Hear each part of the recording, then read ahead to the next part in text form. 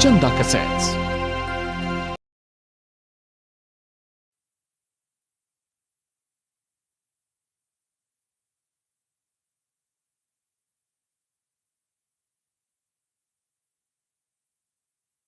सर्वमंगल मांगल्ये शिवे सर्वार्थ साधिके शरण्ये त्र्यंबके गौरी नारायणी नमस्तुते।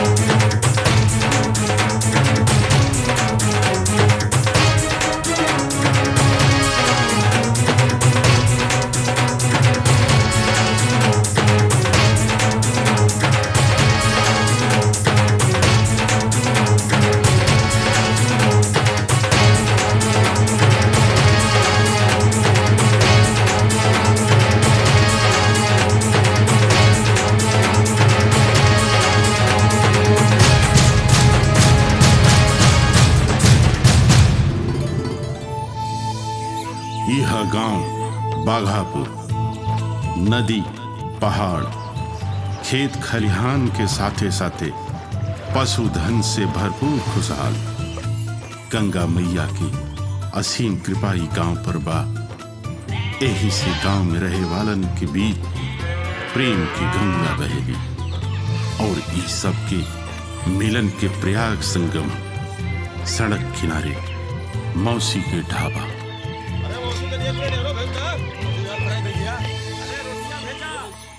ई है बाघापुर के काली चौधराइन। गांव भर के मौसी पति फौज में रहन, कारगिल में शहीद हो गए। तब से ढाबा चला के अपन जिंदगी निभाएली। गांव वालन से इनका बहुत प्रेम बा और गांव वालन के इनका से, लेकिन इनका निश्चल प्रेम के फायदा उठाए वाला मुफ्तखोरन के भी एहिजा कमी नहीं। अब भाई देखेंगे हमन गांव के एक्स्ट्रा उत्पादन नाम है पचलत्ती। नाम के मुताबिक इनकर कर्म भी बा हरामखोरी और मस्तीखोरी के बेताज बादशाह। जब तक दिन भर में 5 जगह लात खा ना ले तब तक इनकर दिन शुभ ना होला। मुफ्तखोर के टोली के मुखिया अब आगे के हाल खुदे अपना आंखें देख लीजिए। उठाएगा रे ढालेगा कौन? अरे मुंह कौन तेला बाप साफ करेगा? ले चलो उठा के ले चलो। प्रणाम मौसी। खुश रहा। सत्यानाश करके आ गईला। अरे तू लोगन तो हमार कुंडली में बैठले ही बड़ा। चलो जाओ बाहर। मौसी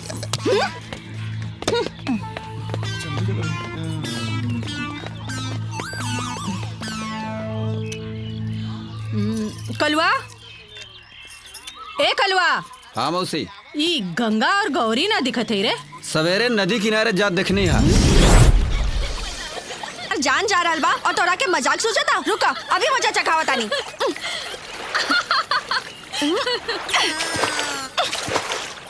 सीताराम सीताराम सीताराम सीताराम सीताराम सीताराम सीताराम सीताराम सीताराम सीताराम सीताराम सीताराम सीताराम। पंडित सटक सीताराम, पंडित लोटाधर तिवारी के परम शिष्य और एकलौता साला, बेचारे प्रवचन बचैता बने के शौक रखे लें, लेकिन साला गैस्ट्रिक के बीमारी सब सत्यानाश कर देवेला।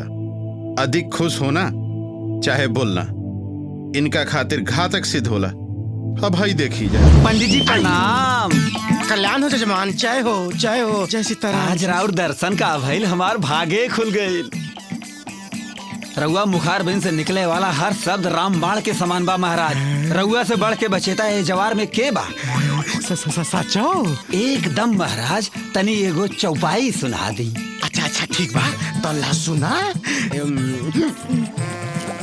सुनाई सुनाई महाराज।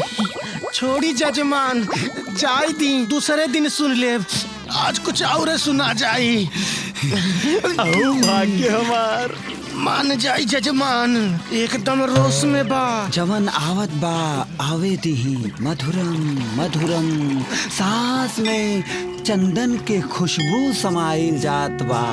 जादी जजमान, कबो बाद में सुन लेब। ना ना सुनाई महाराज। तब ना मनबा? ना ना, अमृत बानी बिना सुने अब कहाँ चैन बा।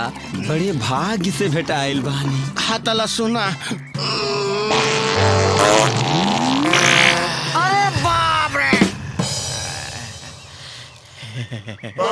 सर फ्री में चौपाई सुनबा?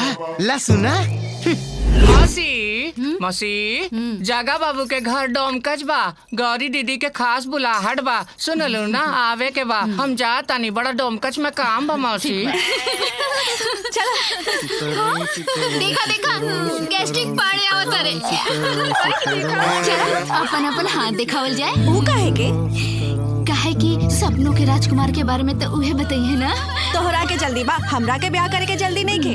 गोड़ लगे तो नहीं पंडित जी। जय हो, खूब बनल रहा है फूलमती। पंडित जी, इनके हाथ के रेखा देख के बताई, इनके ब्याह कब होई? काहे ना हेने आवा? हेने ना एने। उ का बा ना, हमार दोनों दृष्टि तनी खराब बा, यही से हथवा हेने उन्ने चल जाला। जल्दीए होई, पीपरे के पेड़ में जल डाला। और हमार पंडित जी? तोरो जल्दीए होई। लेकिन कितना जल्दी पंडित जी? हाँ पंडित जी, तनी इनको बतावा, बहुत इमरजेंसी बा। सोचा। हाँ पंडित जी, रउआ तो ढेर रिश्ता जाना था कब, जल्दी से बताएंगी, झट मांगनी पाट ब्याह हो जाए। सोची तो का? अब भइले हमरो बियाह नइखे भइल, हमहू कुआरे बानी। वो देखा इनका छछुंदर कहीं के। अरे तेरी, आज तो मंजुआ के यहाँ रात जगह बा। चलो चलो जल्दी करो, ना तो देर हो जाई। चलो चलो चलो, गैस छोड़ कटे। अच्छा तो ई बात बा। जीजा जी लाल देह लाली लसे, अरुधर लाल लंगूर, वज्र देह दानव दलन, जय जय जय कपिसूर। पंडित लोटाधर तिवारी के ससुर विरासत में मिलल धन हनुमान मंदिर। ससुर राम नारायण पांडे जी के पिता रामधन पांडे जी द्वारा बनावल मंदिर। पंडित राम नारायण जी के स्वर्गवास हो गई, लेकिन अपना पीछे छोड़ गईले अपन 2 गो औलाद। पहली बेटी शांति प्रिया, दूसरा बेटा सटक सीताराम। पंडित लोटा कभी गांव में प्रवचन करे मिथिला से आयल रहन, लेकिन शांति प्रिया से ऐसा आंख लड़ल कि एहजे के होके रह गए। लाठी में लागल लोटा पहचान गई लो कब्जा कि के एकर संपत्तिदार है। यह पंडित लोटाधर तिवारी के खानदानी लोटा और लाठी, जेकरा लेके पंडित जी गांव में आयल रहन और गांव भर के दामाद बन के बैठ गए। लोटा और लाठी के झंडा के तरह गाड़ के एजा से अपन धंधा चलावेला।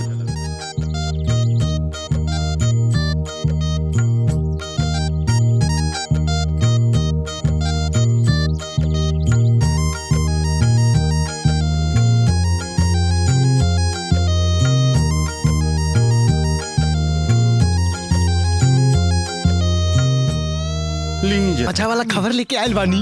बोल बोल। तो आपन कान के दुकान एहन ले करी। हाँ बोल। और खबर सुनी।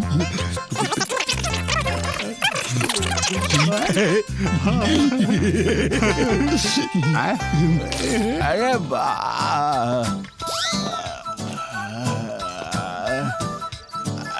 ले ले की है हलवा खाए आराम मिले। हलवा है। अच्छा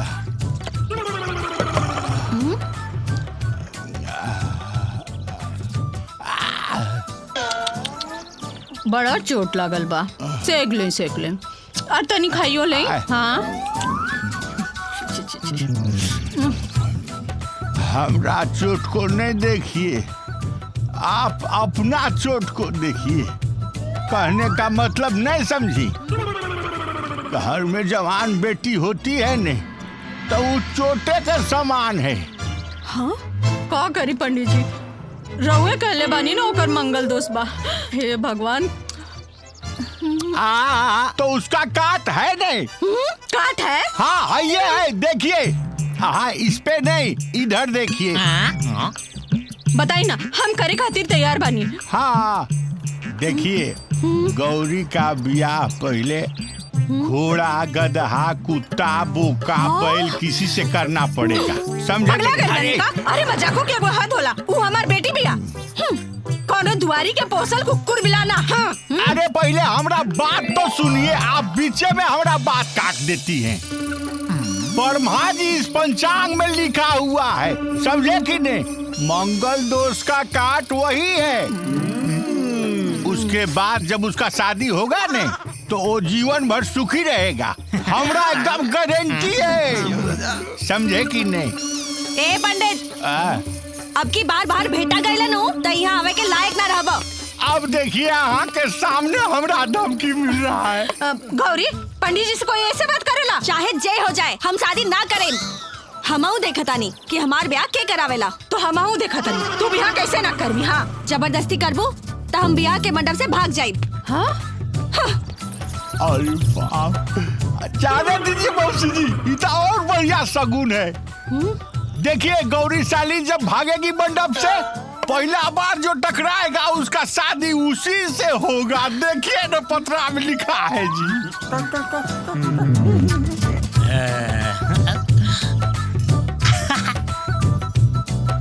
अब तो हमरा शादी पक्का हो गया। सबसे पहले हमरे से टकराएगी, काहे कि हिया और कोई सुन तो नहीं रहा है। तेरा बिटवा जवान है गवा कि माँ मरे शादी कराई दे।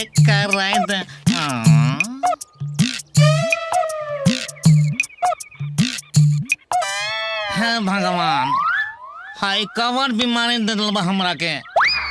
अब जब तक दोसर के खबर ना सुनाई, ये हमार बीमारी ठीक ना होगी। गाँव वाला का सुनाई तीन बार फैल जाये। लगा था वो हमारा गांव वाला ना हो।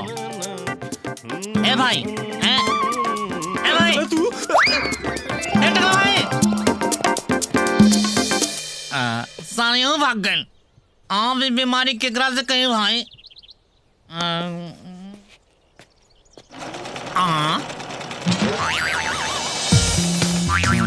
जन दर्जियां सही रही। कहा कि एकर तो 3-3 गो में हर बिया और एक बिरादरी भी अलग बा। यह ठीक रहे। अरे ई नहीं के ना पे के।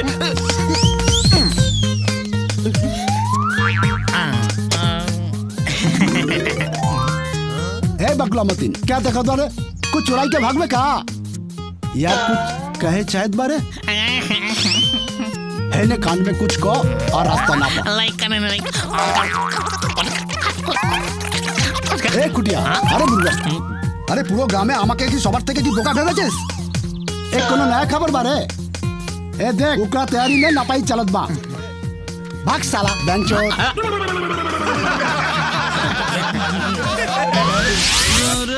बनवा के मल राज जे पिक देखी हम हुआ के पानी राजा जे कारे बेंगवा।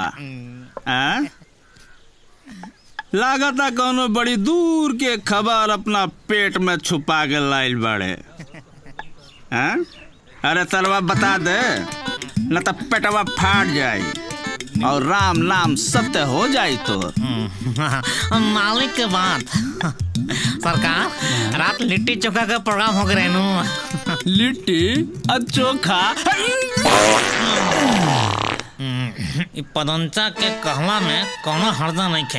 एकरा से के बियाह करी? का सोचत बड़े रे बेंगवा? सरकार रउआ माई बाप है सरकार। रउआ से का छिपावे के बात बा? लाई कान में लाई। कहाँ के दीवारों कभी कान होखेला। अब बात छिटक जाई नु तो मामला खराब हो जाई। और कनवे में फूक दे। सचो? सरकार के बात। साला नाक में फोड़ा हो जाएगा। इकार है बेंगवा। सरकार एरा और आहा के बाप बाह। अरे बेटी चरवत नहीं।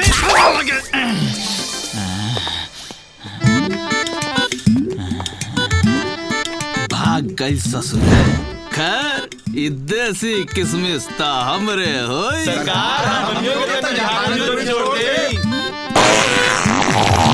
बटोर लहसुन।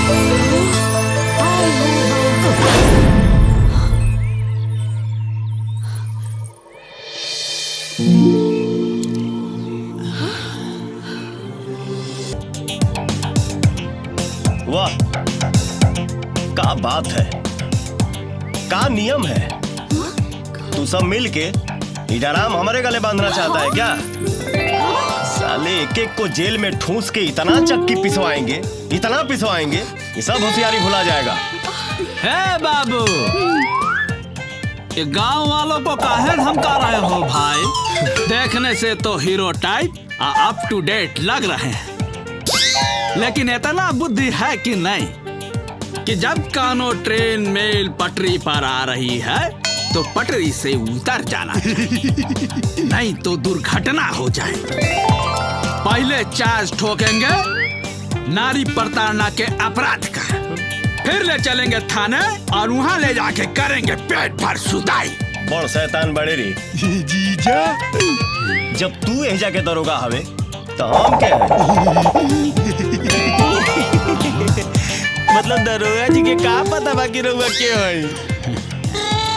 रहुआ ठीक पहचान ली, यहाँ का दरोगा शैतान सिंह है। अब रहुए बताई आप के हैं? हम हैं एजा के बड़ा दरोगा। हम तो हर छोटका सार हैं। और हमार नाम बाबू शेर सिंह, बाधापुर रेंज के नया बड़का दरोगा। आदमी कैसन? एकदम कड़क सर। देसी दारू के पहला धार जैसा। चोरन के दुश्मन सर। बेईमानन के बाप। पकटमारन के दादा। रंगदारन के पर दादा सर। और ये एरिया में शेर सिंह के फंडा चाली, नहीं तो बाबू शेर सिंह के डंडा चाली। बस आज के क्लास खत्म। जैसन सर के ऑर्डर। जय हिंद सर। हे बाबू रुका, तू कहाँ जाता रहा?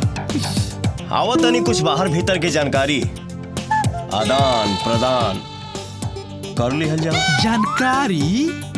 कैसा जानकारी सर? ये कैसा आदान प्रदान सर? अब ज्यादा मन मन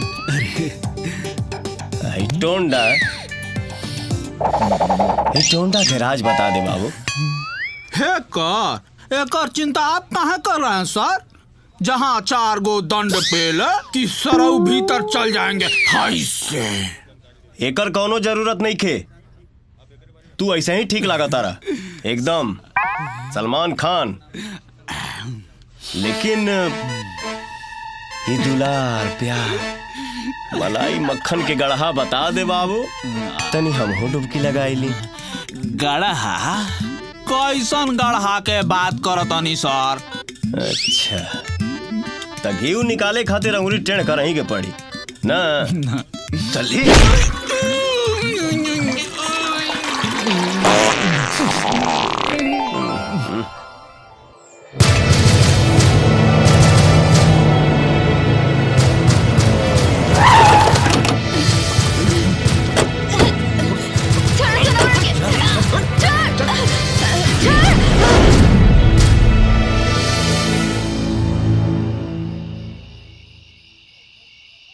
दिन दहाड़े पुलिस के नाक के नीचे से हमारी इकलौता चिराग गायब हो गई और रउआ सब कहत हैं कि इत्मीनान रखें। इलेक्शन से लेके सिलेक्शन तक रुपया के पानी की तरह बहाइला और रउआ लोग। अरे शांत हो जाए श्याम नारायण जी, शांत हो जाए। जे होके के रहल से तो हो गई। अब आगे के कार्रवाई कमिश्नर साहब दिखी रहल बड़न। हाँ हाँ काहे ना, केस के चार्ज इंस्पेक्टर सत्य प्रकाश के दे देल गइल बा। कहो इंस्पेक्टर जी सर। कोनो क्लू निकल के आइल कि खाली हवा बजिए होता? सर क्लू मिला है। गुड्डू बाबू के किडनैपिंग के पीछे नत्था नेपाली गिरोह का हाथ है। गिरोह इस वक्त कहाँ है पता नहीं चल पाया है, लेकिन सर बहुत जल्द ही पता चल जाएगा। सुन ले नीनू, अब रउआ निश्चिंत हो जाए। देवराज को छोड़ो बहन। अरे भाई हाँ कुछ कहे चाहे छी की तो कहू ने। हाँ चिंता बस चुप। आए दोनों सार बहना पेट में गमछा और मुंह में ताला बहन कर रहो। घर में राशन पानी के नाम पर बसिया आया। दिन भर तबला दुगी लाकर दोनों बैठल रहा। बैठकी ना दीदी, हमनी के भजन कीर्तन करीला ना। तू तो चुप। हरिन के गवाह सुख कर। दिन भर गांव में निठल्ला घूमैत रहिया एक टक्का जकरा सबसे नहीं होई छे। सबका कर्ज खा के घर में घुसल रहे छे। अब तो वहाँ का घर वाला आ तोरा भाई के हमरा शरम आवैया। कर्ज खोर आदमी कहीं का नहीं तुम। हे भगवान, हे चल रे गोलू तहु निठल्ला खा देबे तेरे। जीजा हो दीदिया का मूड बहुत गरम बा। अरे तो हम का करे। अरे महंगाई ससुरी तो ऐसा डाइन हो गया है कि जीना मुश्किल कर दिया है हो। ए सर। हाँ जीजा। एगो ताल लगाओ तो झपासी। बेगा आज तुम लगाओ 85। रुक जाओ। चुप। हम न गायक हैं। ए छम्मा, इसको ध्यान रखना और एक और याद रहे, कोई गलती हो न पारे न कि न कि चूजा के नो पंख आ चुकल छा। लगे रह जाओ। एक काली जी दाई। अरे बड़ा दाई को याद आई राखे कुछ।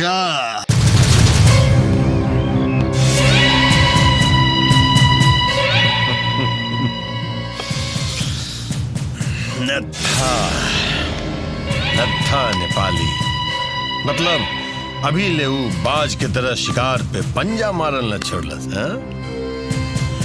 खैर मंत्री जी आप चिंता न करी, खुदा कसम बन के गिद्दर जई है किधर। अब हम का जाने जाए किधर।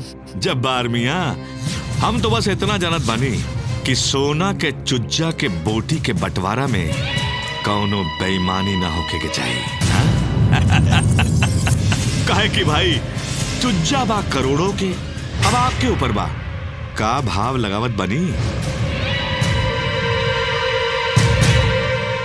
हम तो बस इतने जानकारी दे सकीला कि गुप्तावा के तिजोरी में तालाब ना जी अच्छा समुंदर बा समुंदर। नेपाल से नत्था नेपाली के फोन पर। हाँ नत्था दाई पाए लागू, बहुत दिन से हाल समाचार ना मिलल रहे ना। ए काम के बाद बोल। अरे दाई एगो इंडियन कबूतर उड़ के नेपाल में आ गेल बा।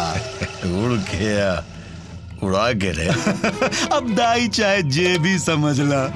दाम बोल। दाई दाम ना, इनाम इनाम दाई बख्शीश। मतलब अब तू धंधा हमरा के सिखेबे। 1 करोड़ दाई वो एडवांस में। कहे कि दाई कहनी ना चीजें ऐसा बा चल मंजूर बा। अतः ठीक बताई, जगह बता दा, माल डिलीवर हो जाई। लेकिन दाई रोकड़ा जब चाहे अकेले जी है, लेकिन माल डिलीवरी के समय और जगह हम तेरा बाद में बताएंगे। ठीक है दाई। मलाई राम रो लागे ना। भैया साला गिरगिट पे फिर भरोसा करत बनी। सबर कर सबर। धंधा में दिल में दुश्मनी रखला के बाद भी दोस्ती के हाथ बढ़ावल असल धंधेबाज के पहचान होला। अभी फायदा बा, चल माल उठा ले। खुदा कसम वक्त अइला पर हरामी नत्था के हम उठाए।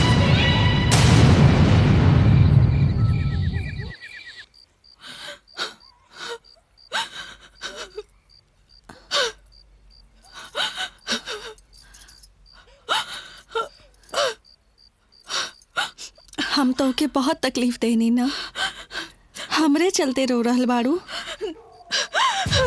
नहीं रे, अपन किस्मत पर रो रहल बानी।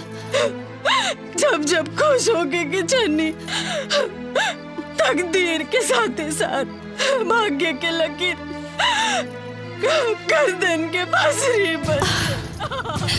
मौसी, रे मौसी, तू चिंता मत कर रे। देखी है, एक दिन तकदीर के साथे भाग्य के पलड़ा बदली और फसरी फूल के हार बन जाई।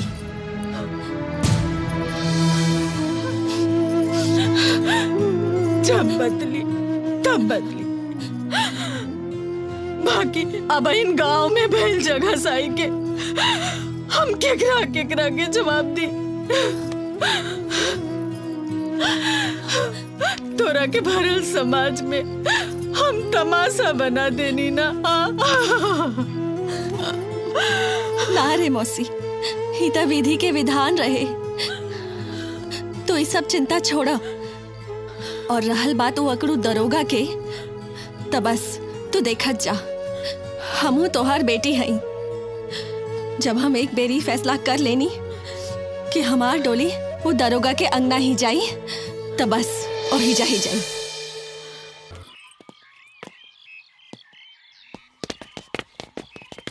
अरे कौन है ले?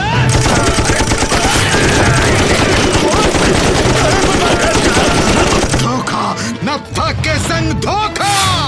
ढेरे ठुलो धोखा सरदार, ढेरे ठुलो धोखा।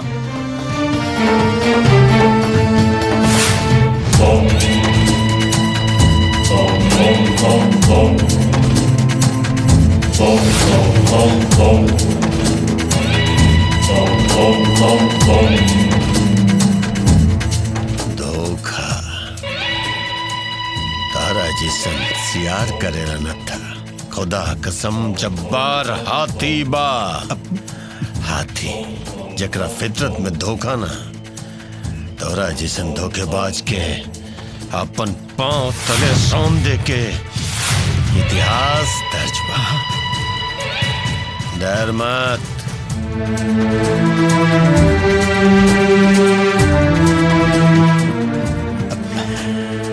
डर मत। बहुत दिन के भुलाइल आज बेटाइल बाड़े तू न था। ये सब कुछ तोहार स्वागत खातिर रहे।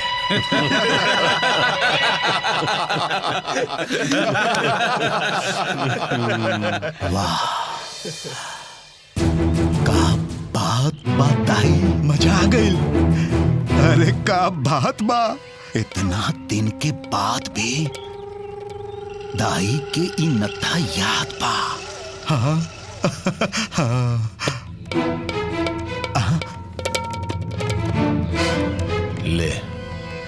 ले पकड़, पूरा 50 लाख है।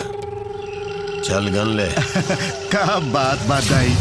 अरे भला तुहार दिहल बख्शीश के हम गिन सकत हई? छी छी छी छी छी, कैसन बात भाई। ले राख लाई। लेकिन याद रहे न था का अब की दगाबाजी के सजा मौत मुकर्रर बा।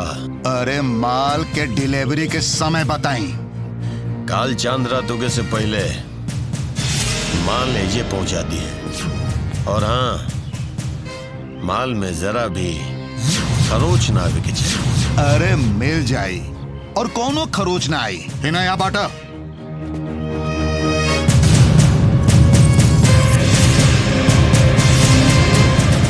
तातैनी भैया, फिर थाला दोगला पे भलो था कहीं नहीं, थाला माधल दांत। कुत्ता और सियार में हमरा अंतर मालूम बा बिंदा। ही हरामी, ई केस में तो हमरा धोखा ना दी। काहे कि जौना माल एकरा मत्थे चढ़ल बना वो ना एकरा से उगलते बनी और ना निगलते बनी। एकर चिंता छोड़ तू लोग, वो दरोगबा के चिंता कर। वो हरामी के जना आदमी ना गिद्ध बा ससुरा गिद्ध। अगर इस सौदा के भनक ओकरा पहले लग गई ना तो सब खेल बिगाड़ दी। ध्यान रखिए ओकर। भैया जी, ओकरा के एक ही चीज आनर कर सकेला, वो है नोट के हरियाली। नोट के हरियाली ओकरा मुंह, आंख, कान, नाक सब जगह ठूस डाल। ये खेल हम बहुत बिंदास खेले के चाहता नहीं। दरोगा जी के का भरोसा, चल गए हैं कहीं चोर पकड़े। अच्छा रुका, अभी फोन लगा बतानी। पकड़ा? छोड़ो, लगा बतानी।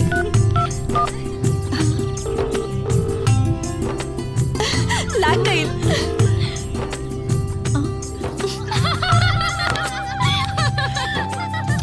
रुको, फिर से लगा बतानी। फिर से ट्राई करा, उठा ली है।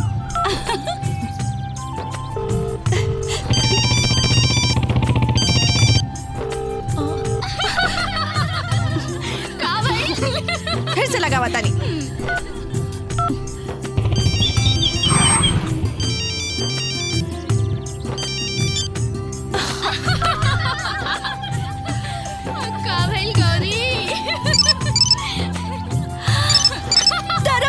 दरोगा जी के फोन।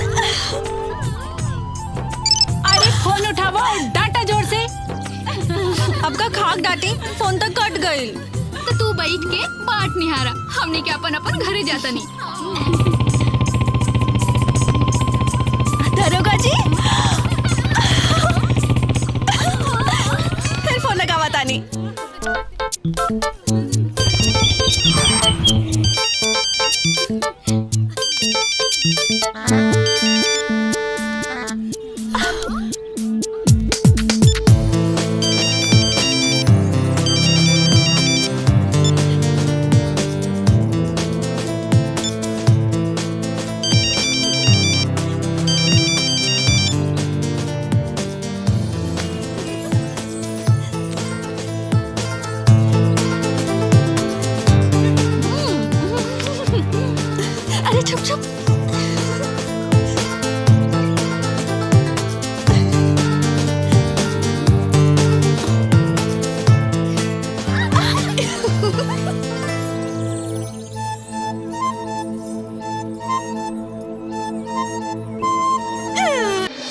बात तो बड़ी समस्या वाली बा गुप्ता जी। 25 करोड़, पता ना हमनी के समाज से ही हरामखोरी के प्रथा कब जाई। खैर कौनो बात नहीं के। वर्मा जी। जी हजूर। कमिश्नर के फोन लगावा था जी। अब हम का करी, केहू ई जोखिम उठावे खातिर तैयारे नहीं खे। अब ई चतुरानंद चौबे अकेला का करी है? शासन से लेके प्रशासन तक सबके मेंटेन करे के पड़ेला। हजूर फोन तो कवरेज एरिया से बाहर बतावा था। हाई देखी एकरो दिन लद गईल बा, लगत तक की हाजिरी लगवावे के पड़ी। अच्छा रहुआ अभी जाएं, हम कमिश्नर से बात कर ले। लेकिन कब तक? चौबे जी मात्र 24 घंटा के समय बा। ऐसन घड़ी में हम रहुआ के को नेक सलाह दे। नोट के बंडल हरामियन के सामने फेंक के गुड्डू बचवा के उनके चंगुल से छुड़ा ली। अरे नाजुक घड़ी में सोचे के ना, पैसा के मोह माया ना करी। गुड्डू राव इकलौता औलाद बा, इकलौता बारिश बा। रक्षसवन के कोनो भरोसा नहीं खे कि गुड्डू बबुआ के साथ का करिए, कोनो भरोसा नहीं खे। अच्छा देखिए, हमार पूजा के वक्त हो गई बा, रवा जाए आराम से सोच विचार करी, एकरा पर कार्यवाही कैल जाई। ठीक बा।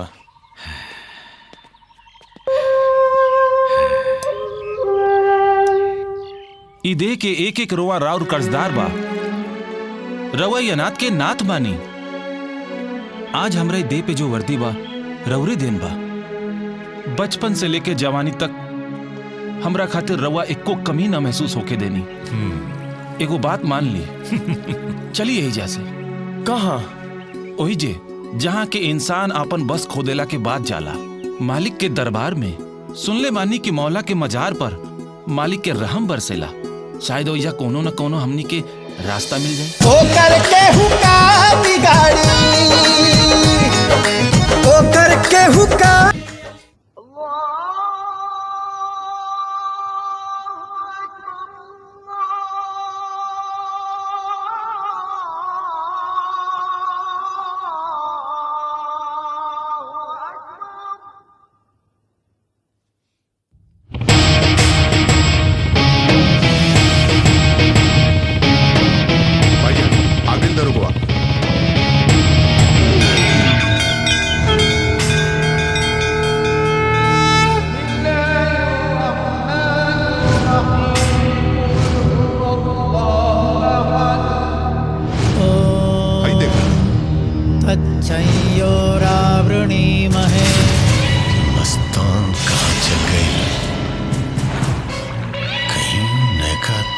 से जाके तना भिड़ गई।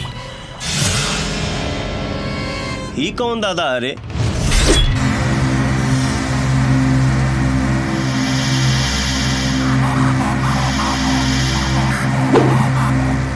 दादा नहीं, सरकार है सरकार। अच्छा तो अपना सरकार के कह दे बेकार के काम मत करस, नहीं तो सामने खड़ा पावर हाउस के फ्यूज जुड़ गई तो फिर मुश्किल में पड़ जाई हैं। ए दरोगा, तोरा जैसन कटल पावर हाउस के डायरेक्ट कनेक्शन जोड़े हमरा बहुत अच्छा से आवेला। अरे साला कुत्ता,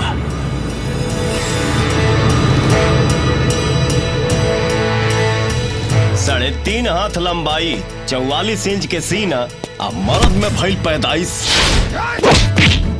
तब मौगा के तरह का जीना रे तोरी।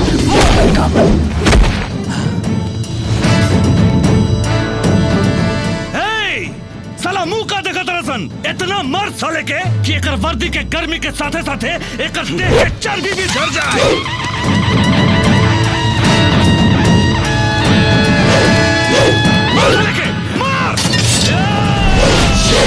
शेर सिंह बाबू, शेर सिंह, शेर सिंह, शेर सिंह बाबू, शेर सिंह। हाल के जैसन सीना चौड़ा चले मस्त शेर के चौल।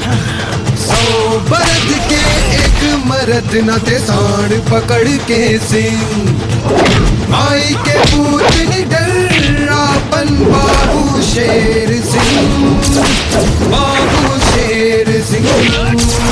शेर सिंह, शेर सिंह बाबू, शेर सिंह, शेर सिंह, शेर सिंह बाबू, शेर सिंह, शेर सिंह, शेर सिंह बाबू, शेर सिंह,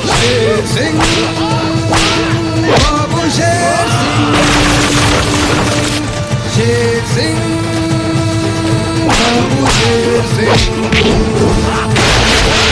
सिंह बाबू, शेर सिंह, शेर सिंह बाबू, शेर सिंह, शेर सिंह बाबू, शेर सिंह, शेर सिंह, शेर बाबू, शेर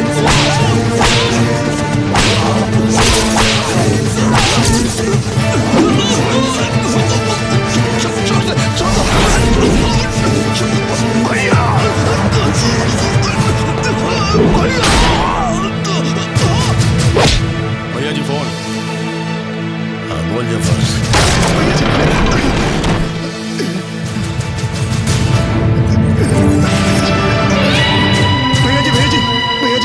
मस्तान भाई के दरोगा बहुत मार रहा बा भैया जी। भैया जी रउआ रहे दी ओकरा के, ऊ साला के तो हम देख ले। पगलाइल कुत्ता के भी गोली मारे खातिर अकलमंदी चाहिए। शेर सिंह, शेर सिंह बाबू, शेर सिंह, शेर सिंह, शेर सिंह बाबू शेर सिंह शेर सिंह शेर सिंह बाबू शेर सिंह शेर सिंह शेर सिंह बाबू शेर सिंह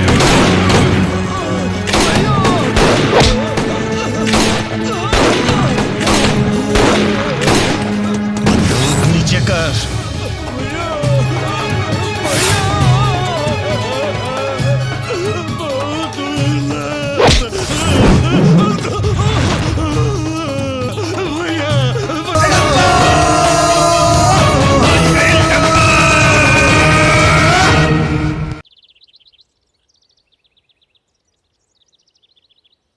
बस साइकिल में टक्कर, 32 मर गए, 1 घायल।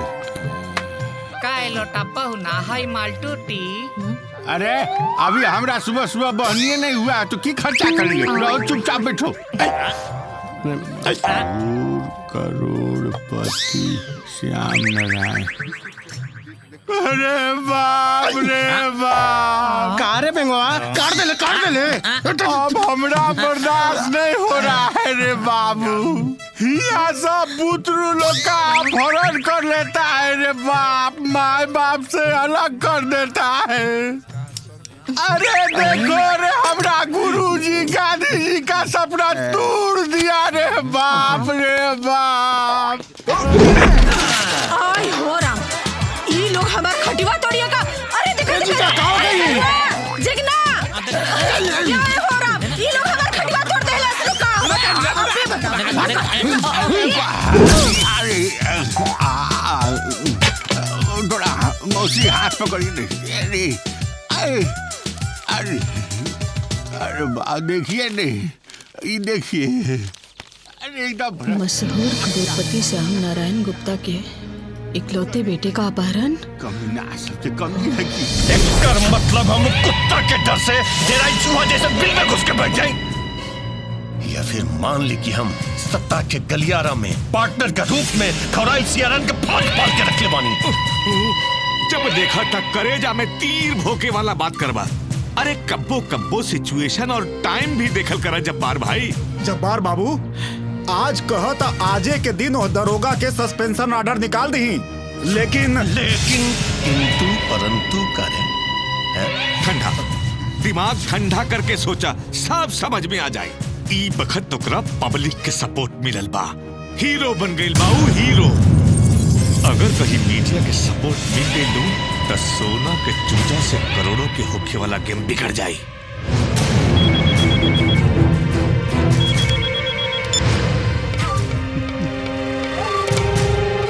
बोल रहे नथुआ।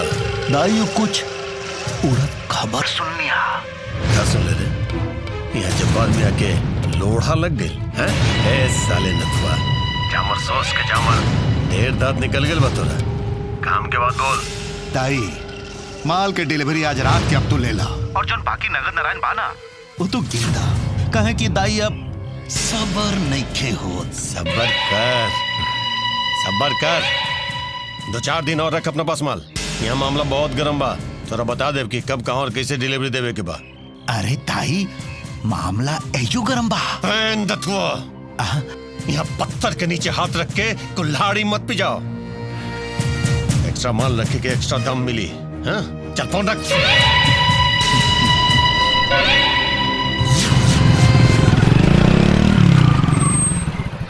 इतना रात की कहा हो चाचा?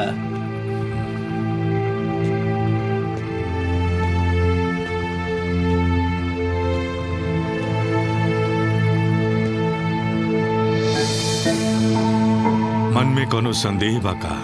नहीं, बस इतने की इतना रात के कहा। फकीर के मन और अंदाज चिरई के होला दरोगा बाबू।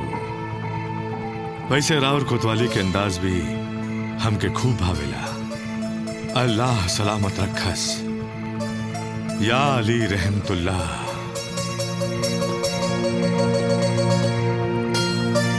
कुछ ना कुछ तो गड़बड़ बा। इनको पर टेलीस्कोप भेड़ा वहीं के पड़ी।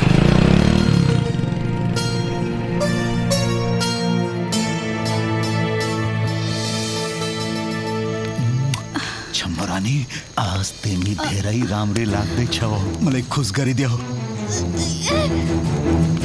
ई रखनोश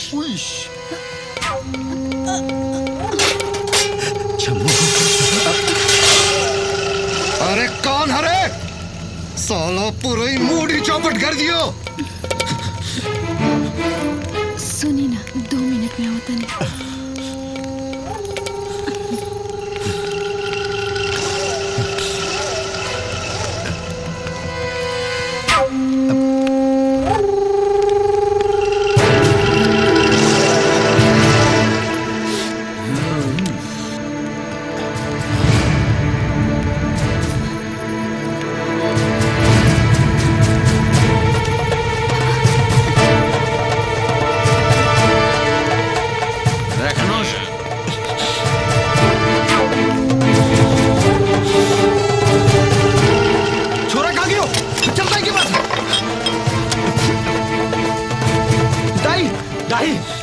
छोरा भाग गयो दाई, छोरा भाग गयो।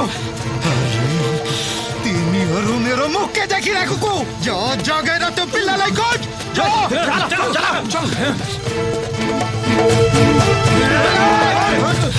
कहाँ भाई धोखा न तक के संग धोखा साली पुलिस को खबरी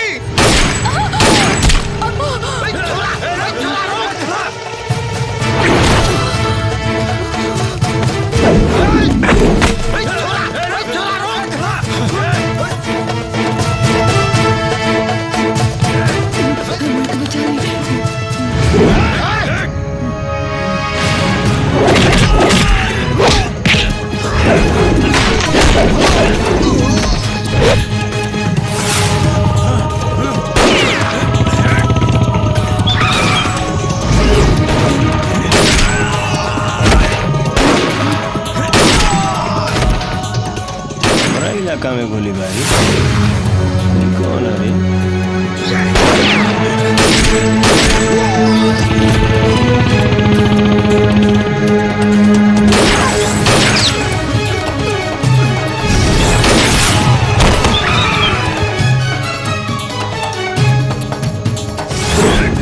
अरे साले कोटी नहीं छोड़ा मलाई छोड़ो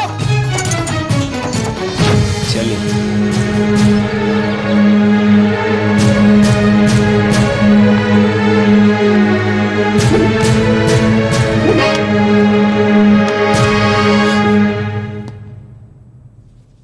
फकीर खान बाबा अल्लाह के बंदा शक तो तोहरा पर पहले से रहे। अब तू ही बता द कि तोहरा साथे का करी काहे कि रंगे हाथ गोली चला के 2 गो मर्डर करत पकड़ ले बानी। अरे बबुआ ई देखा अखबार में तोहर फोटो छपल बा। हाँ और ये देखा यहाँ तोहर पापा के नाम भी पता भी सब लिखल बा। हाँ ना हमरा पापा के भी जाए के बा। हाँ बेटा चिंता नहीं करो हमें तुम्हारे पापा के पास फोन कर दिए हैं। तुम्हारे पापा बस आने वाले हैं। जीजा जी हमनी की खबर दरोगा जी के दे देवे के चाहिए। काहे से कानूनी मामला बा वह आके अगर के ठीक से समझिए। ठीक कहता है। हाँ हमनी का थाना टले के टाइम। चल चल बाबू चल। अब असली कांड के पर्दा फाश करब आकि शेर सिंह के फंडा तेल में डंडा डुबा के अख्तियार करे के पड़ी। अपराधी बनावे से पहले अपराध साबित करे के पड़ेला और पुलिस वाला की गवाही कोर्ट में ना चले। साबित कैसे करबा बाबू शेर सिंह? वाह का बात बा सर, पॉइंट में तो दम बा सर। चुप।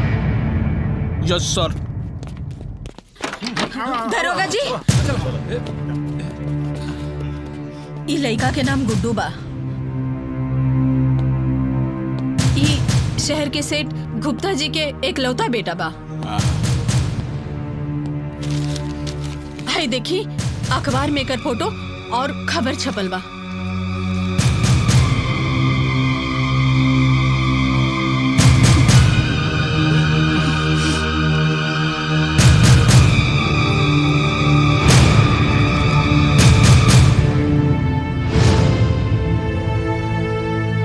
अभी साला कौन ड्रामा।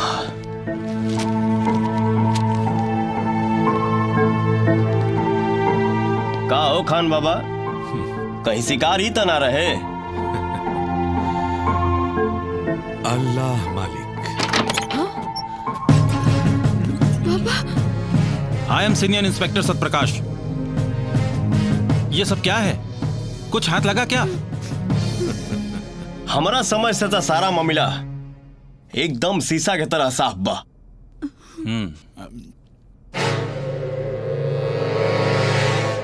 आप लोग जाइए, कानून के मदद करे खातिर बहुत बहुत धन्यवाद। ठीक बा। चलो लोग, चलो लोग, दरोगा ये सब संभाल लिए, चलो। फकीरी के नाम पर ढोंग करे वाला ये एगो साथी अपराधी है। कल रात गैंगवार के छापामारी में ये अपराधी के चेहरा बेनकाब हो गई बा। गांव वालन के फकीर खान बाबा बनके धोखा देत रहल। रिवाल्वर, गोली, वायरलेस, पर्स सब एकरे पास से बरामद भइल बा।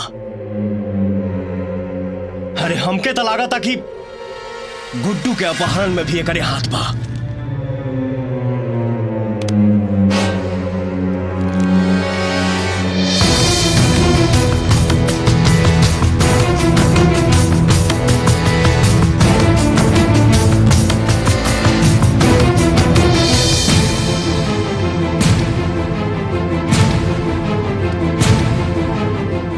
सर, रउआ गुड्डू के लेके यहाँ से जाई, ऐसे कि हमरा यहाँ कुछ दिन रह के ई केस के सॉल्व करे के बा।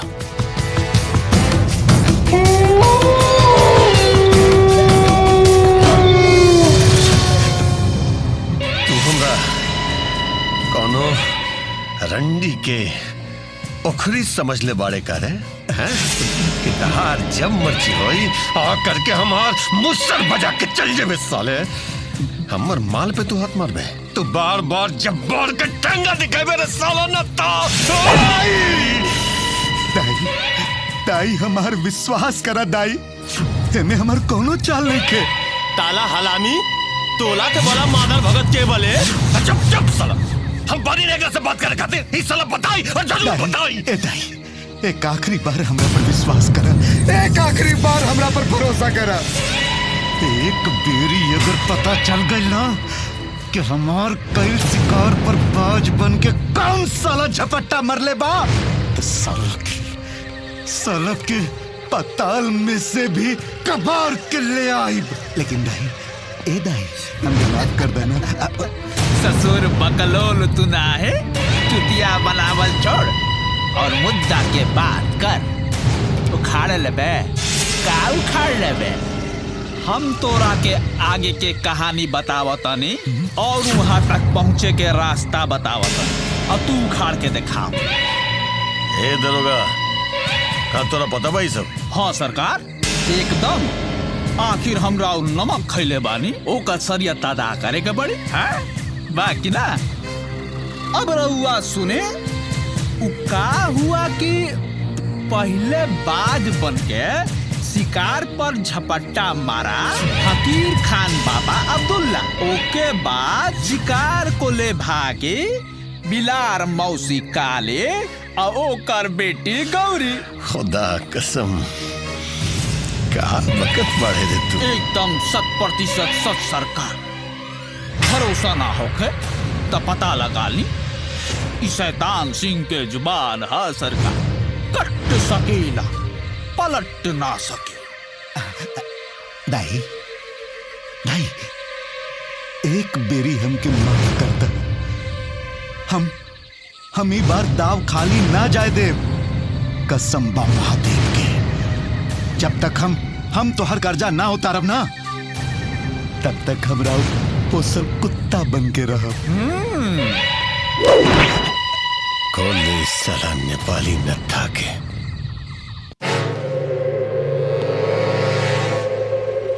कहा सोचत बड़ा भाई? कुछ ना हो,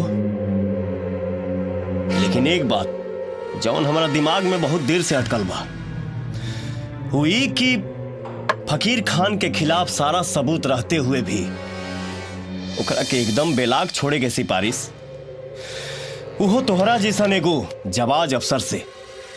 ना बाबू शेर सिंह, ऐसन बात नहीं खे। फकीर खान बाबा के रूप में जौन वो आदमी के तू जानत ताड़ा, ओकर असली पहचान एसपी अब्दुल खान है। अब्दुल खान? हाँ हाँ, एसपी अब्दुल, जेकर ईमानदारी के कसम आज भी समूचा पुलिस महकमा खाला।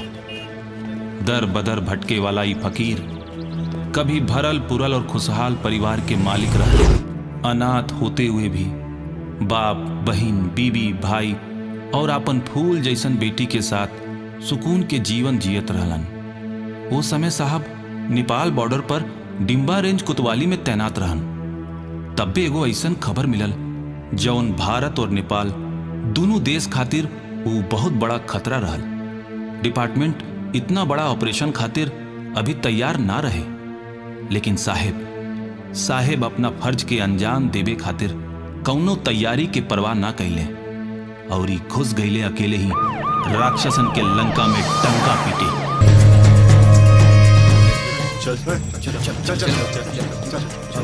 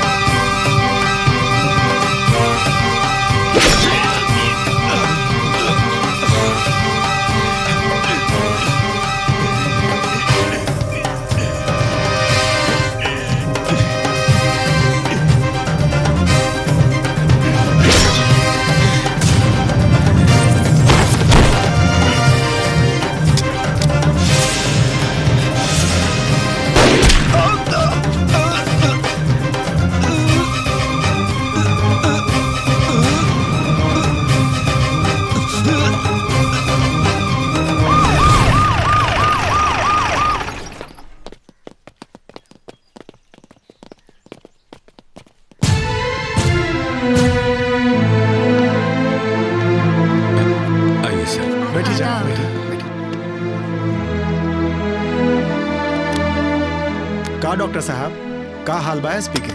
ऊपर वाला के लाख लाख शुक्र बा कि एसपी साहब बाल बाल बच गए ने। ड्रग्स के खुराक इनके जान ले सकत रहे, लेकिन अब कोनो घबराए के बात नहीं खे। वो खतरा से बाहर बाड़न, चिंता ना करी, जल्दी ये ठीक हो जाएंगे। शुक्रिया डॉक्टर साहब। चला बेटी चला।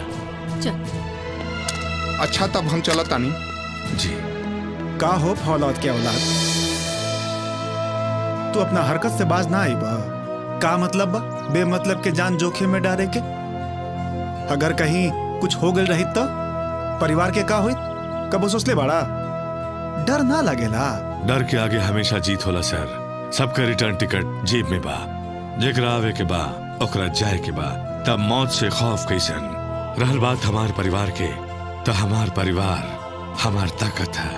फिर भी अब्दुल, जान जोखिम में डालल कोनो मर्दानगी ना है। जोश के दोसर नाम जिंदा दिली है सर, और जिंदगी जी अब तक जिंदा दिली से। बस आंखी के सामने एगो सपना बा, जब आंख बंद होके तब माथा माटी से रंगल होके और बदन पर देश के तिरंगा होके। अगर दवाई लगने भने दाई घाव सड़ने से अच्छा, घाव ढेरे ठूलो होने से अच्छा, और जहर पूरा शरीर में फैलने से अच्छा। यही तो हम चाहन चुकाली कि यो घाव नासूर बने राजार बन जावस। और जब यो जहर निकलियो तब तो एसपी अब्दुल के पूरा खानदान मेरो बर्बादी के खामियाजा भुगतोस। अतई जहर में मिलेरा राख हो जावस।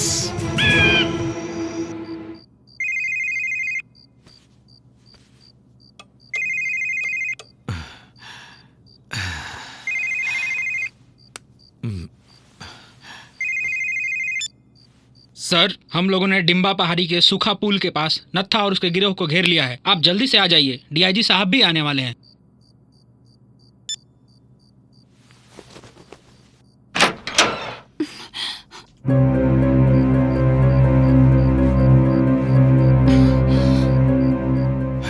इतना रात के रहुआ कहाँ जाता नहीं? स्पेशल ऑपरेशन चला था। डिम्बा पहाड़ी पर नत्था और ओकर पूरा ग्रुप घेरा गइल बा। अरे डीआईजी साहब पहुंचे वाला बड़े, हमरो जल्दी जाके पड़ी। लेकिन रहुआ तो कल तक छुट्टी पे बानी ना। अरे सिपाही खातिर छुट्टी के कोनो मायने ना होकेला, जरूरत बात जाए के पड़ी। एक बार हमारी बात सुनी, तनी तनी ठंडा दिमाग से सोची। अच्छा बतावा, जल्दी बतावा। देखी, आज तक जितना भी ऑपरेशन भइल बा ओकरा खातिर रहुआ के पहले से जानकारी मिल जाला, लेकिन एक कैसा ऑपरेशन के एक फोन आइला और रहुआ चल देनी। अब ज्यादा दिमाग मत लड़ावा, हम जल्दी आ जाए। टेक केयर, दरवाजा बंद कर ला। पर सुनीता, सलमा अनवर सवेरे हॉस्टल जाए वाला बड़े और मुन्नी की तबीयत भी ठीक नहीं खे। सुनी ना, सुनीता। अरे तो चिंता मत करा, हम जल्दी आ जाए। जा जाके सो जा, ड्यूटी खत्म होते हम जल्दी आ जाए। लेकिन हमरा के अरे तू बेकार में चिंता करत बड़ू, सुबह तक हम आ जाए। तो अपन ख्याल रखिया। खुदा हाफिज।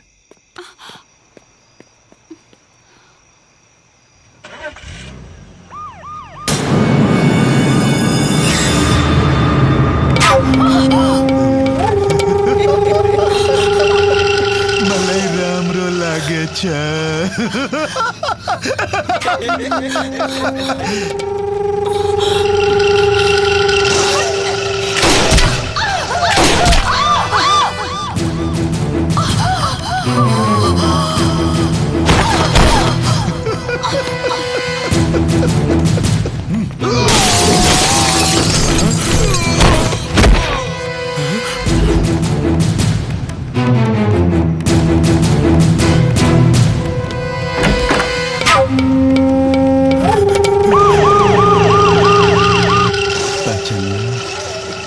अरे हाँ भाई, तोहार नेपाली दामाद।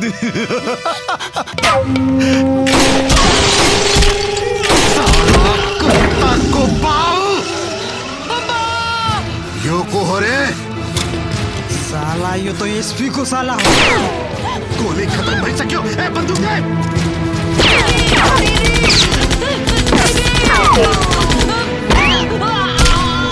आज उसको तो ही था बोलो कि नत्था को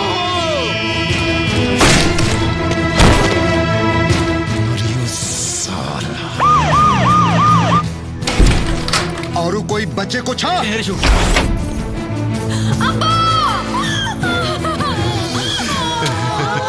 अरे कहाँ अब्बा रे, तोर अब्बा मर गइलन।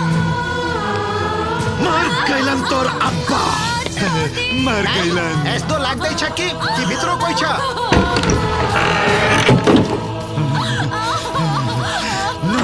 आज पूरा यो घरलाई शमशान बनाएर छोड्छ। चल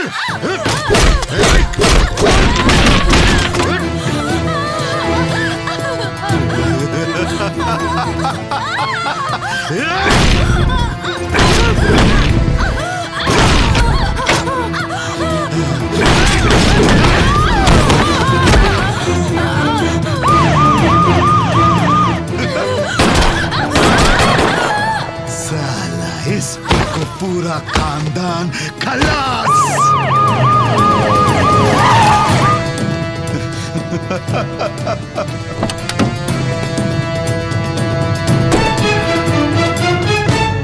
यहाँ तो क्यों नहीं दिखाई दे। फिर फोन यो कहाँ गया?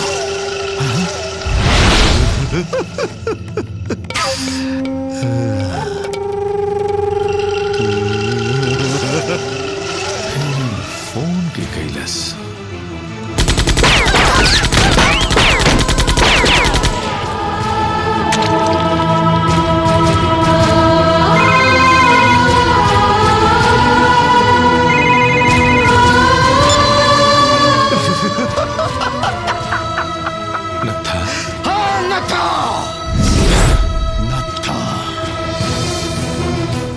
हमरा लागे चा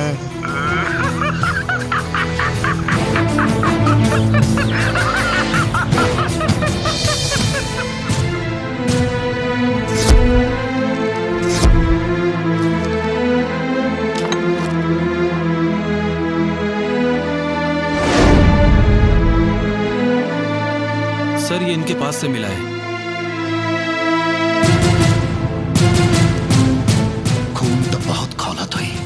बदला लेबे के बाद तो आजो भूतहा पहाड़ी के खो में देखत बानी मर्दानगी के पारा के चढ़ान अभी भी बाकी बा या खानदान के खून में सनाई लाश देख के ठंडा हो गई। और अगर ऐसा भइल तो राम रो छैन रे बाबा।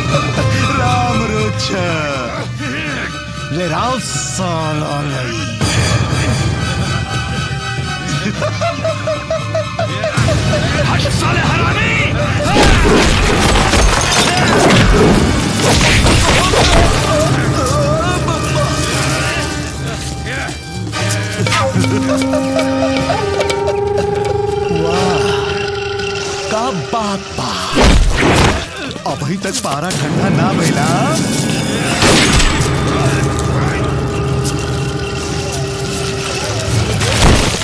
मर गई लड़कियां, उठाई र फेंक दियो साला ले पानी में।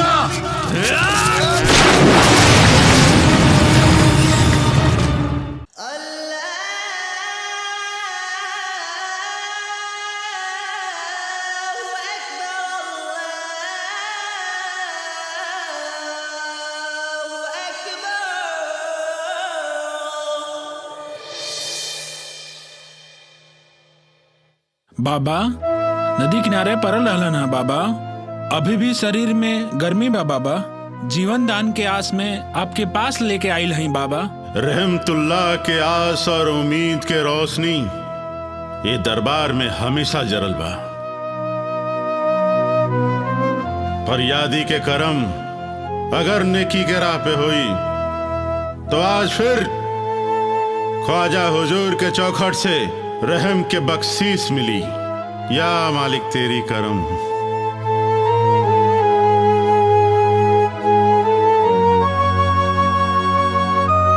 रहम रहम में मेरे मौला, रहम करम।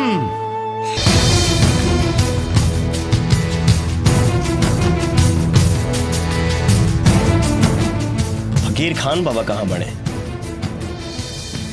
फरिश्ता के कोनो आकार ना होला। फकीर खान बाबा एक दिन अचानक कहीं चल गई ले, फिर कबो लौट के ना आइले। यहां रहे वालन के नजर में हम फकीर खान बाबा के जगह पे अल्लाह के नुमाइंदा बानी। जितना बेर यहां से निकले की कोशिश कही नहीं, कौनो न कौनो अड़चन सामने आ गई।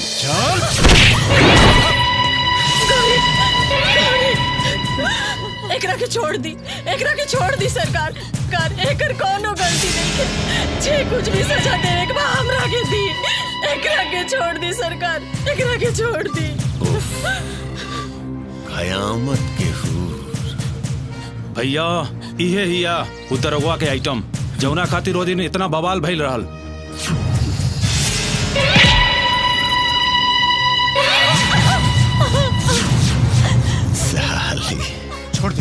छोड़ दे मेरे बहन के। एक बार नजर उठा के देख लेना, साले नैना के तीस गेहूं के कलीजा के अंदर घुस जाए। छोड़ दे मेरा बहन के। छोड़ साले मार का।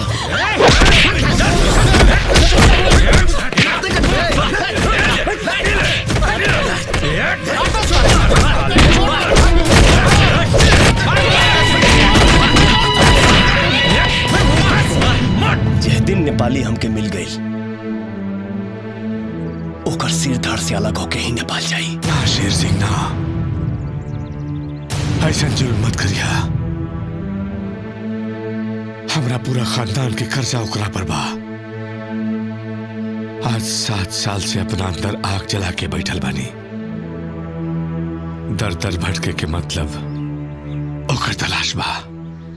सरकार गांव में गुंडा घुसल बाड़े। सरकार गौरी मैडम के साथे साथे सबके मार रहल बाड़े। जल्दी चली। चली कहवा चल? अरे मौसी के ढाबा पर और कहवा? अब चुपचाप बैठो और समोसा खाओ। शाबाश। कान खोल के ध्यान से हमर बात सुन। 24 घंटा के अंदर, अगर 24 घंटा के अंदर लौंडा और 5 करोड़ रुपया ना मिलना तो दोनों मौसी बेटी के तुल के सामने नंगा करके पूरा गांव भर में घुमाए।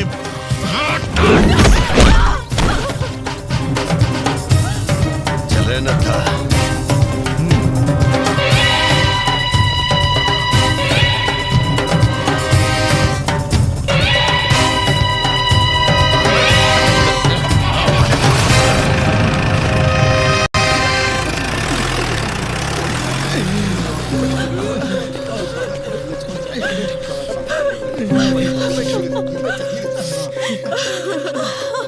हमके माफ कर दो, हमके माफ कर दो। हम सब कुछ होना का पहनी है। ऐसन मत का। तू लगन जन कैले बड़ा आपन संगा भी न कर सकेला।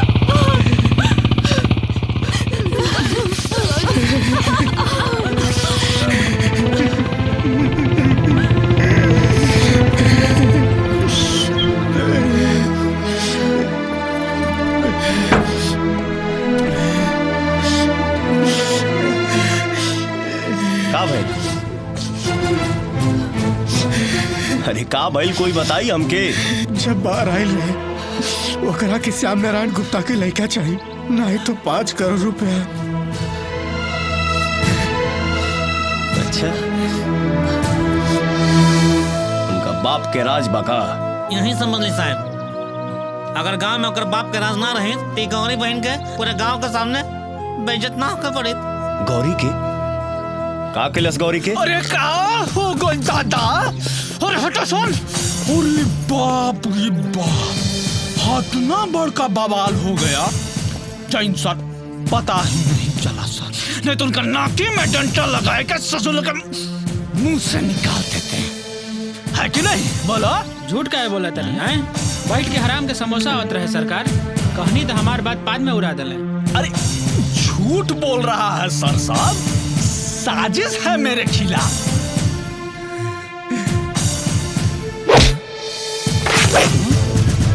आज हम छूट दे रहा बानी तोहरा लोग के, मार के खराब कर दफाई करा के।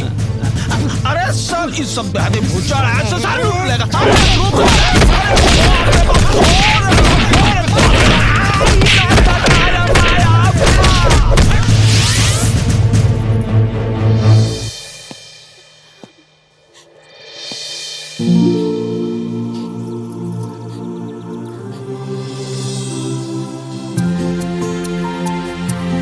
बस करा,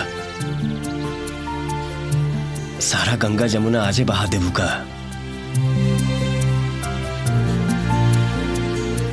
वो साला शेर के खोह में हाथ डाल दे ले बा। हम तो से वादा करता नहीं, जाना गांव के सामने तो के बेइज्जत कैलस, वही गांव के सामने तोहरा गोड़ पर गिरा के नाक रगड़वा के खून के आंसू रुआई। हमरा होखे वाली पत्नी के सतावे की कोशिश कैले भाई करी माँ का।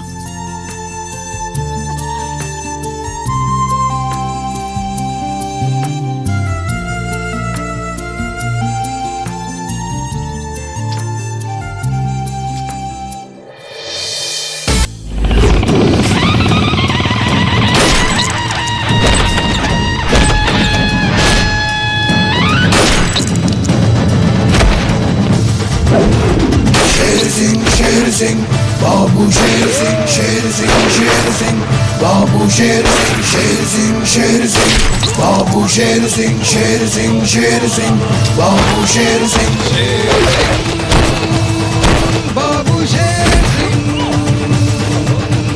शेर सिंह बाबू, शेर सिंह। लगाओ फोन।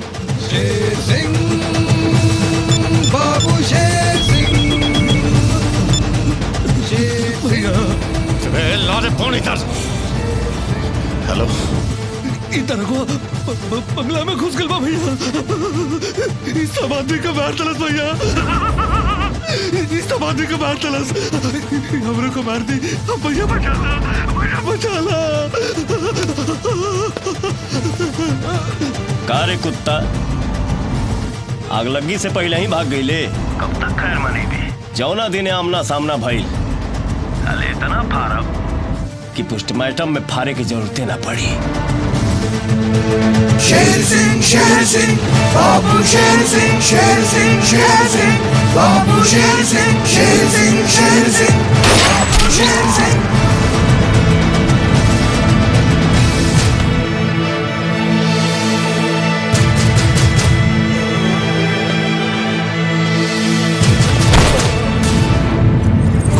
कसम करूंगा ऐसन मौत के तोरा की जानम भी नसीब न होई।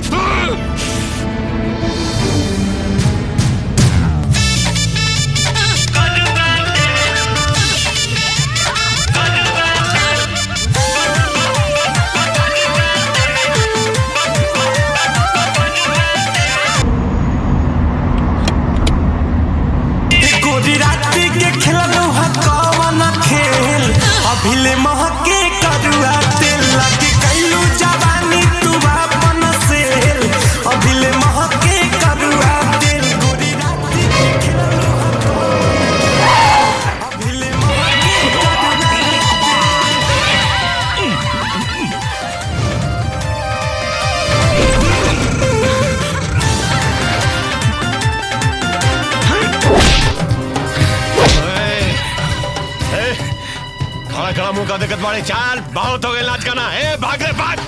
अरे अरे जबार जबार जबार भाई, देखिए जबार भाई, आइटम लोग के सामने इज्जत के सवाल बा। साले मिनिस्टर बाड़े हैं? साले चुतिया समझ ले हमरा। साले खाली बात बनावे आवेला तोरा। अगर उ दिन दरोगा के कम तमाम कर दे रहते ताकि जिंदगी के ना पड़े। अरे साले तू हमरा भाई के मार के हमरा बंगला पे सील लगा देले बा। कल सुबह तक अगर ओकर वर्दी के साथ साथ हमर बंगला के सील न उतरल तब बतियाई ना, सीधे ठोक दे साले।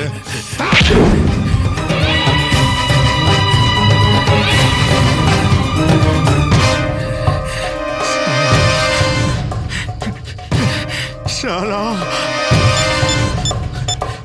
हेलो कमिश्नर, कमिश्नर हेलो, एक मिनट होल्ड कर। हाँ, कलेक्टर एक मिनट। कमिश्नर कलेक्टर दोनों कान खोल के सुन ले। इस जब्बरवा साला के बहुत चर्बी बढ़ गई बा। एकरा के जल्दी से खत्म कर। 24 घंटा के अंदर इनकाउंटर में उड़ा डाल। भगवान अजब बात तो हार गेल। हमरा के दल में गइलो जब्बरवा के दियला पेल।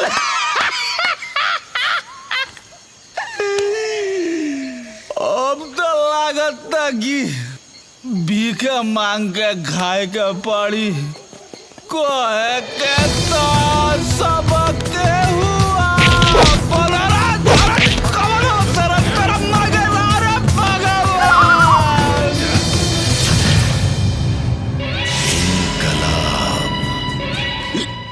मतलब बादशाह के खिलाफ बगावत।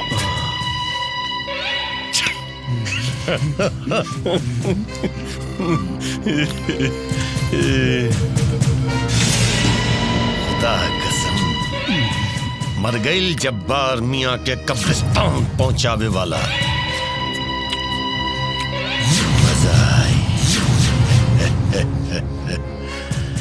मजा आई, अब खेल में मजा आई।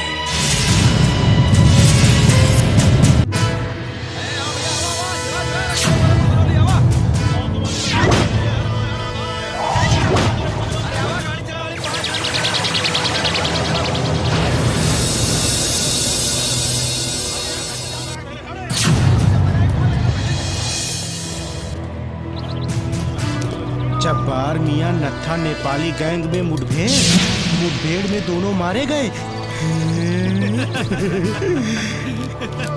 ये तो अच्छी खबर बा, मौसी के सुनाओ के पड़ी। चल चल। चिंता मत कर मौसी, ओकरा अंदर इतना हिम्मत नहीं है कि ये गांव में कदम भी रखी। हे हमार नयिका जीजा, हाई देखी का छपल बा। नत्था नेपाली और जब्बार आपस में भिड़ के मर गईले।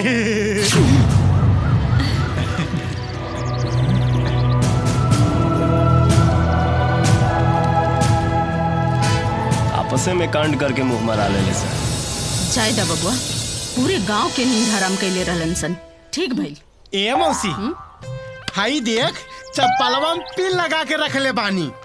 और तिन ना कोच के मुआ ये देतिन। काले देर लाइट मर के हने ते मरते होने। हाय देख, ई देख, अगर तुंगा देती ना तो बिना टिकटे पर लोग पहुंच जाते हैं। अपन मुंह के पति ना पोतला। सत्य प्रकाश जी एक खुशी के माहौल में दहशत के जहर मत भरे दो। तब का सोचा था राजा? ही बतावा कि होली कब है? नयिका जीजा काल। काल के होली के खुशी ऐसा मनावल जाओ कि रंग भंग के साथे रावण वध के डंका पूरा जवार में सुना जाए। लेकिन सर, ये जब्बार और नत्था के चाल भी तो हो सकेला। अल्लाह की मर्जी के आगे केहू के कुछ न चले, लेकिन ये होली के रंग देखला बहुत समय हो गई बा।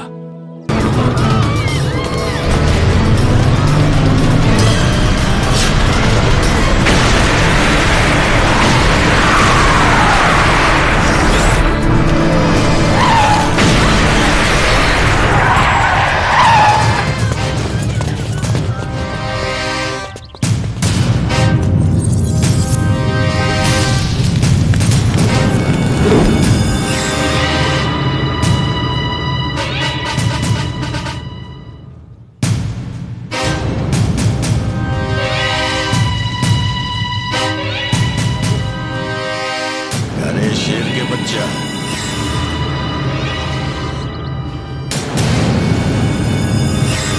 चकरा गए, सारा अक्ल धोनी के भीतर घुस गए। खुदा कसम शेर सिंह, तू तो जब्बार के मौत की खबर सुन के यहाँ पे नाचे गावे लगले रे अपनी छमिया के साथ।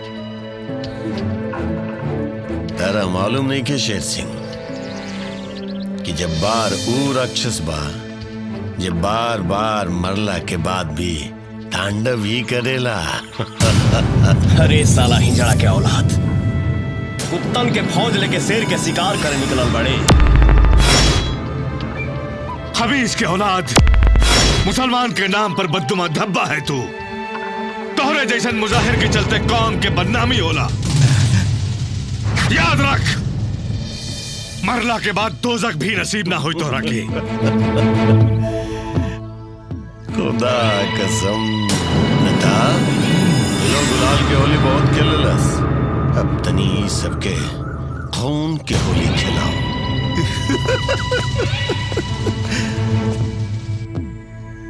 पैदा भैनी नेपाल में और क्राइम के ABCD सीखने बिहार में। अरे हमारा डर से ता उड़ा चिड़ई के भी पांख झड़ जाला। तोरा डर नहीं लागत रे मौलाना? ना तीर से, ना तलवार से, ना गोलियों की बौछार से। बंदा डरेला तो सिर्फ परवरदिगार से। वाह, मलई राम रो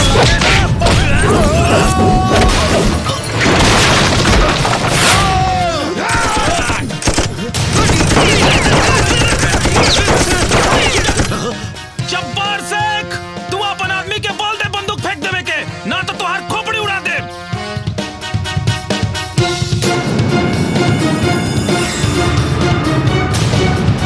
रखो भाई, ना तो छेदा दे जब्बार मियां।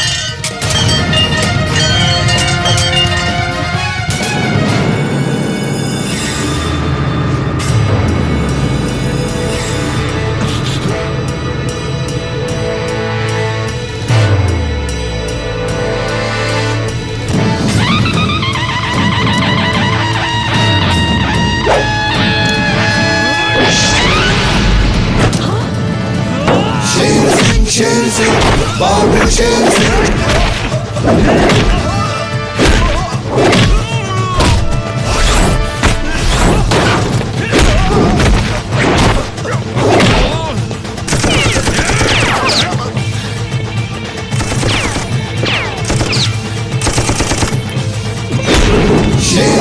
शेर सिंह।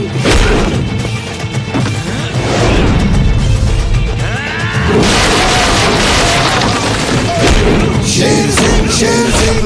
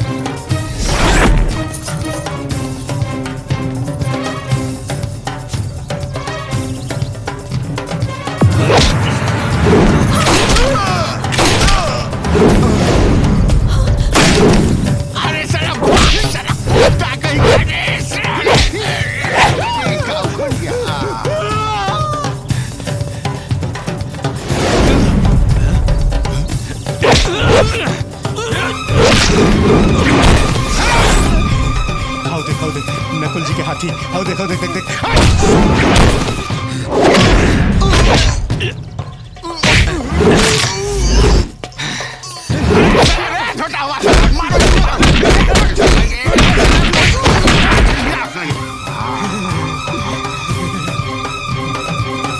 सॉरी साहब जी।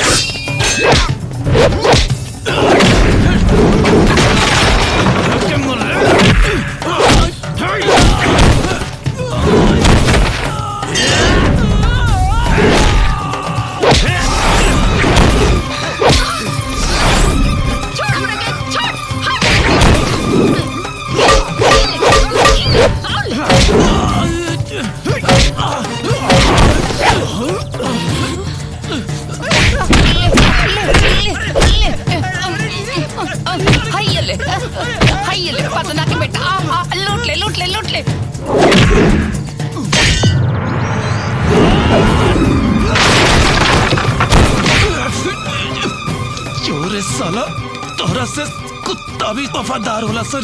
हम जाता नहीं, लेकिन भगवान साला तोरा कब्बो माफ ना करिए।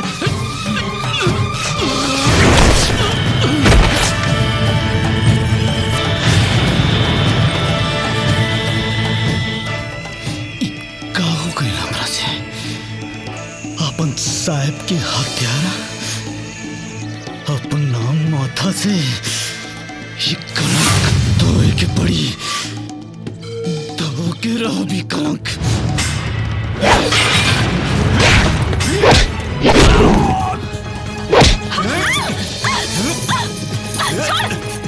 नत्था, अरे चिड़ई तोरा से ना संभली दे।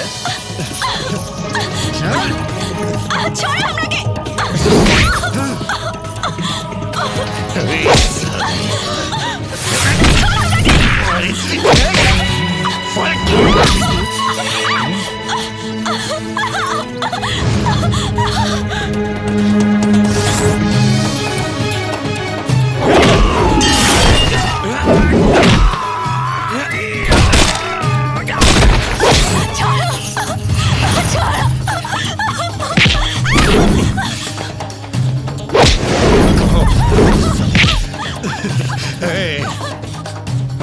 चटपटा मत, चल बुलाओ अपन आशिक चिड़ई के। हे आशिक, कहाँ छुपल वाले रे? देख तोहर चिड़ई हमरा कायद में बिया। चल 3 गिने तक समय देता नहीं, अगर ओकरा पहले ना आइले तो तहार इस चिड़ई के भेजा हमरा हाथ में होई। ए नक्का, चल गिनती शुरू कर। 1 2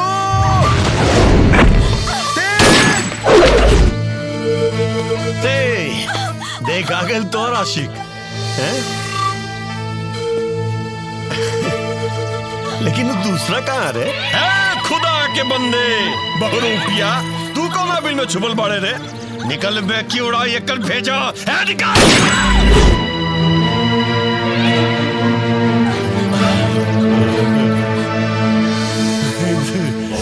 दुनू आ गए।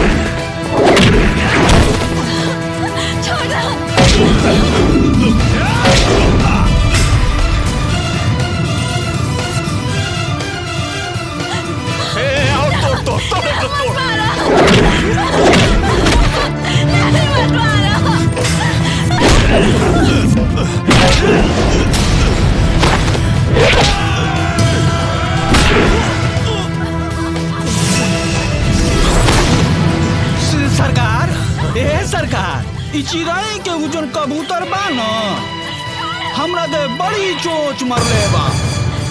एकर पाक कबारे के मौका तो हमरा मिले ही के चाहिए सरकार। तनी बंदूकिया दी ना। चल तू का याद करवे जब्बार मियां के। चल अपन हसरत पूरा कर ले। ले कहरन अपना हीरो के देख के टेंशन में आ गई का? हैं? आज तक तो हार पाक नोचैबे करी। ए जब्बार राक्षस, देश के गद्दार। अरे ससुरा पका के मारे। अरे बंदूक चल जाए साला। होश में तो आज हम आ गई। हमरा से इतना बड़का पाप करा दिया ले। हमार साहेब के हमरा हाथे मरवा देले। ये कलंक तो हम धोके रह जब्बार, चाहे अपना खून से चाहे तोरा खून से।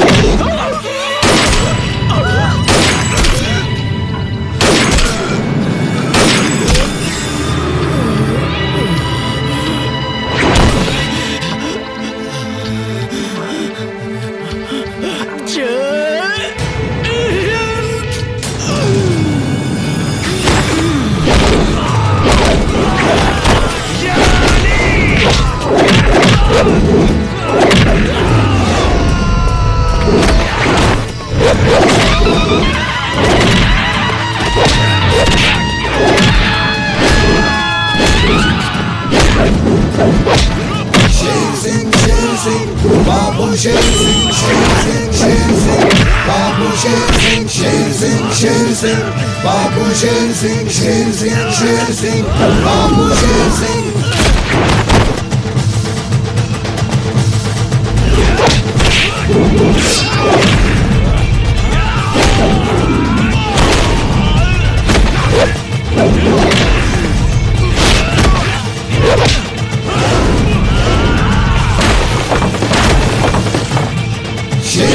Sher Singh, Babu Sher Singh, Sher Singh, Sher Singh. Babu Sher Singh, Sher Singh, Sher Singh. Babu Sher Singh.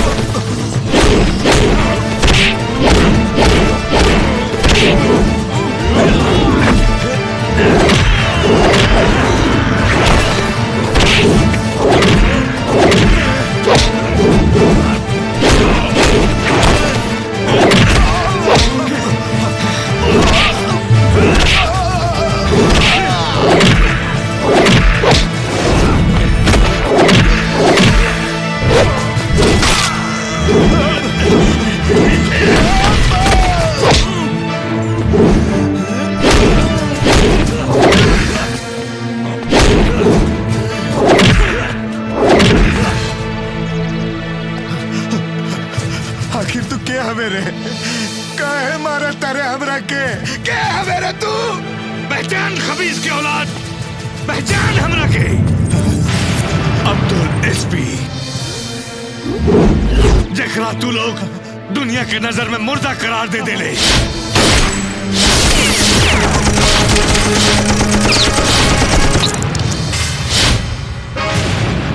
लेकिन ऊपर वाला के नजर में इंसाफ बाकी रहे। आज तुहार मौत हमार परिवार के मासूमन के शहादत पर सलामी हुई। एसपी, हमके माफ कर दे। गली गली में शोर भैया, नगर नगर में डंका, आज न बाची बन जाई हीरा बन के लंका।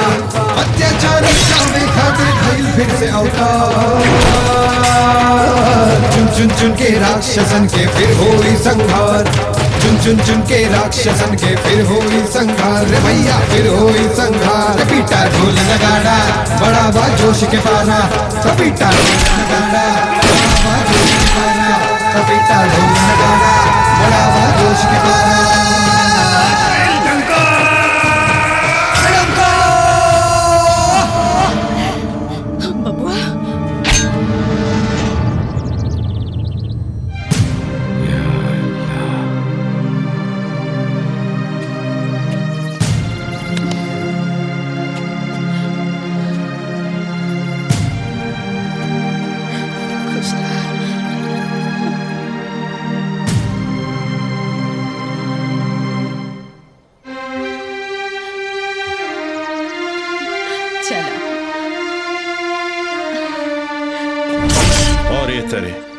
शेर सिंह और गौरी के मिलन हमेशा हमेशा खातिर हो गई।